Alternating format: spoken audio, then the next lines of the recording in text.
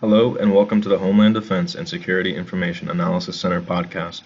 My name is Quentin Newcomer and I'm a technical analyst here at HDIAC.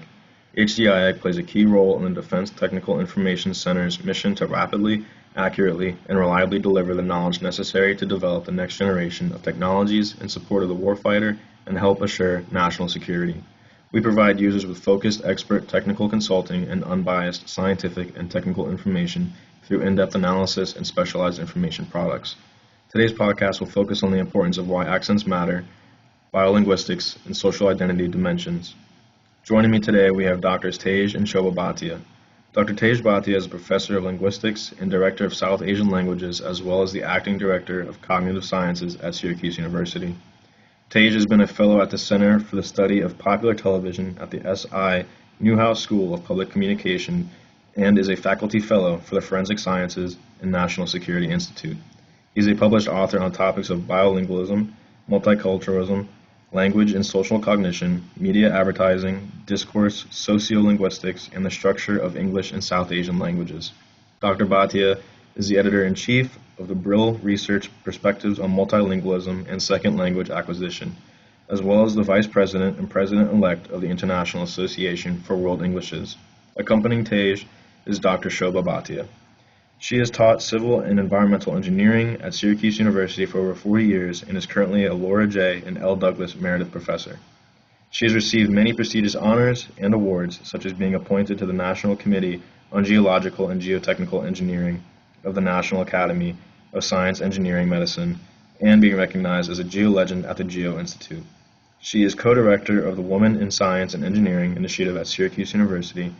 Dr. Bhatia's research efforts focus on the testing, development, design, and innovative use of sustainable, natural, and polymeric materials for the protection of water quality. Lastly, I want to say thank you to both of you for your time today and joining us on this podcast, and I will be turning it over to you guys now. So let's start today's podcast, and I'm going to start the question. The word accent has a very complex, deeper biolinguistics and culture anthropological dimensions.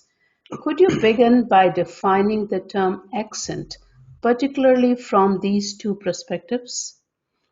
Interesting question, Shobha. The term accent actually is a loaded term. It means many things to many people.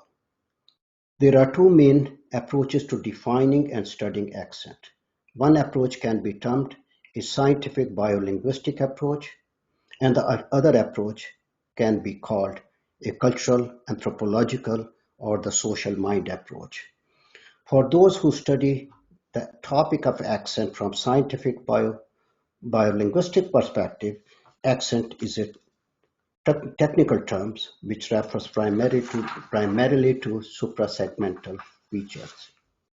For those who study the topic of accent from a scientific biolinguistic perspective, accent is a technical term which refers primarily to suprasegmental features. Stress or loudness is very important to pronounce a word and understand its meaning. If the first syllable of the word content is stressed, it means something to do with material. But if the second syllable is stressed, content, the word means satisfied. The scientific biological approach examines the accent system in a very objective and rule-governed way. Besides exploring suprasegmental structures, at word and sentence level, this approach, among other things, attempts to explain the biological basis of accent grounded in the critical period hypothesis. Critical period hypothesis is sensitive to age.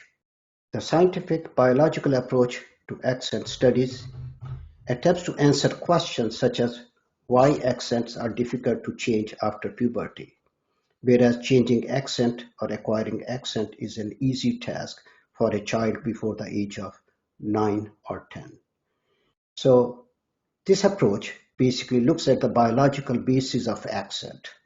So the biological basis of accent is grounded in the critical period hypothesis, which is sensitive to age.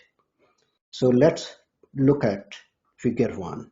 Figure 1 explains that children can acquire human languages with ease without any formal training between the period of the birth and puberty. But after puberty, the same language acquisition, which was easier earlier, becomes very complex. Part of the reason is that this is driven by the plasticity of brain. The brain is very plastic or elastic before puberty, so that makes language acquisition or accent acquisition very easy. After puberty, it becomes difficult. The maturation period of accent is even earlier than morphology and syntax. The maturation period is actually 7 to 10 years of age. So accent stabilize during this age, and after that it is very difficult to change. So that's one of the reasons that even bilinguals or perfect bilinguals, they have an accent or the traces of the accent of their first language. Now turning to the social cultural or the social mind perspective, the term accent is a broad term which refers to how people speak or how others speak. This approach simply bypasses what the accent is, how it is composed of, but simply focuses on how people speak or how other people speak. I would like to underscore the word other, implying you or they. The social cultural perspective is more occupied with we versus they, or in other words, in-group versus out-group dichotomy, which are impacted by deep-seated biases of the social mind. Under this approach, value judgment becomes the key feature of accent. That is why in social interaction you hear someone has an accent, or you talk with a funny accent, or you talk funny. Such judgments are driven by socio-cultural, economic, and political factors rather than scientific consideration. More importantly, they are motivated by social biases, power asymmetry, and ideologies. The social cultural approach to accent explore these factors that fuel judgmental statements and opinion related to the quality or voice of value of accent. The socio-cultural approach to accent explores these factors that fuel judgmental statements and opinions related to quality and values of accent. Moreover, sociocultural mind cannot resist sizing up or profiling of others based on their speech traits. Examples of such profiling include statements such as New Yorker talk with a nasal accent. However, we don't talk funny like them, we talk better than them. To justify the superiority of their own speech, speakers go to lengths to provide irrational and even absurd explanation, such as, well, the reason why New Yorker talk with a nasal accent because it is due to the thin air effect of living in high-rise buildings. Thank you, Tej. So, when we interact with people from different backgrounds, it is common for many to comment, "You have an accent." Do some speakers truly have accents and others don't? And if these cross-cultural interactions last for a substantial amount of time, do they affect cultural human adaptation? Well, Shobha, statements such as you have an accent are the byproduct of the social mind or social brain, driven by the we versus they type of dichotomy. That is, in-group versus out-group identity. The simple logic behind that is that we are better than you, we speak better than you. You are not the part of our group. So you are excluded from my group, which I value. The scientific fact is that everybody has an accent. Well, how can you talk without accent anyway? You will have to communicate in silence. In social interaction, both listener and speaker with different accents. Interestingly, some speakers perceive themselves as speaking without an accent and the other speaking with an accent. Accentless versus accentful speech is not a linguistic or a scientific issue or distinction, but a sociocultural and ideological one. Thus, accent-free or zero accent speech is a myth, which is in the mind of some groups of people. What's even more interesting about the social mind is that the two-way distinction, accent or accentless distinction, is shared by both the privileged class as well as by the underprivileged group. That explains why the speaker's assertion of you have an accent is rarely challenged by the listener by responding that you have an accent too. Now, turning to the second part of the question, cross-cultural contact which lasts for a long time. The negative perception of other, that other talks funny, is not permanent and everlasting. If the interaction between the groups lasts longer due to changing geographical, political, and economic conditions, the new conditions trigger human, linguistic, and cultural accommodation. So if the interaction lasts for a long time, then what happens is accommodation, linguistic accommodations, and linguistic and cultural accommodation takes place, and some kind of diffusion, because it triggers some kind of diffusion, a diffusion of languages and diffusion of culture. So to give you an example that, prolonged contact can trigger, bilingualism. Also, later on, what happens is mixed languages begin to emerge. For example, in our Southwest, you hear, Spanglish, and similarly, all kinds of mixed systems, mixed languages emerge in around the globe. So, like Japlish, like Germanish. And also, along with language changes, what also happens is, while the mind is becoming basically, or the speakers are, or the people are becoming more or less multilingual as well as multicultural. Multicultural in the sense their belief system and the value systems begins to change, and they become more multicultural in their value system. One of the markers of the successful bilateral accommodation is in diplomats is that they begin to control more than one accent, more than one speech styles, and different cultural values. Thank you, Tej, for clarifying the myth of accentless speech. That brings me to the next question. If accentlessness is a cultural myth for some groups, why the society and culture at large wedded to this myth?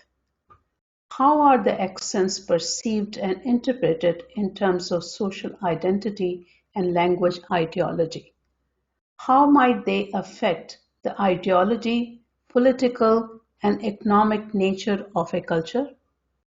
In order to explain or understand why such a myth of accentless or zero accents prevail, we need to examine the role of social identity and language ideology that impacts how accents really work or function in a society, and how they are also perceived in society. The key culprits behind accentless or zero accent myths are social identity, power, and standard language ideology. Interestingly and yet paradoxically, the speech of the powerful group is perceived as accentless, or speech with a zero accent, by the society at large, by both by the powerful group as well as by the less powerful group. The underlying reason for this perception is that speech patterns of the powerful group becomes a norm and thus go unnoticed on psycholinguistic grounds. This myth is further perpetuated and augmented by the standard language ideology. Standard language ideology is so powerful that it functions somewhat like a mind control tool of the powerful over the non-powerful group. It tricks subordinate groups into thinking standard accent or speech is the right and the only way of speaking. Conversely, the language of the less powerful and low status groups is often characterized as non-standard, improper, accentful, and bad, and their language often becomes the object of ridicule and stigmatization. Furthermore, less powerful groups are subjected to language subordination. They need to emulate the speech pattern of the powerful in order to seek their approval. Lastly, this dichotomy impacts culture in terms of creating a class distinction, privileged class and underprivileged class. While the privileged class reap the benefit of their accent in terms of economic, social, and other opportunities, f-MRI evidence suggests the pain of exclusion because the powerful group exclude the non-powerful group based on their speech traits or accent. It causes mental anguish as well as some kind of physical pain. The pain of social exclusion goes hand in hand with the physical pain, which is induced in the ACC region of the brain, and it is shown with the right arrow. So, is there any evidence that accent discrimination can lead to violent acts such as domestic or international terrorism? The case in point is the terrorist attack of April 3, 2009 by an Asian American, Jayverly Wong, who committed the worst mass killing in New York State history. His victims included ESL teacher and 12 other immigrants like him. Reflecting on one of the motivations of the attack, police chief of Binghamton, New York, stated that apparently people were making fun of Wong. He felt he was being degraded because of his inability to speak English, and he was upset with that. These words of police chief proves that accent did matter in this attack. Thank you, Tej. Thank you, Shobha. And thank you, everybody. Thank you for joining the HDIAC podcast. To learn more about our services, please reach out directly or visit us online at www.hdIAC.org.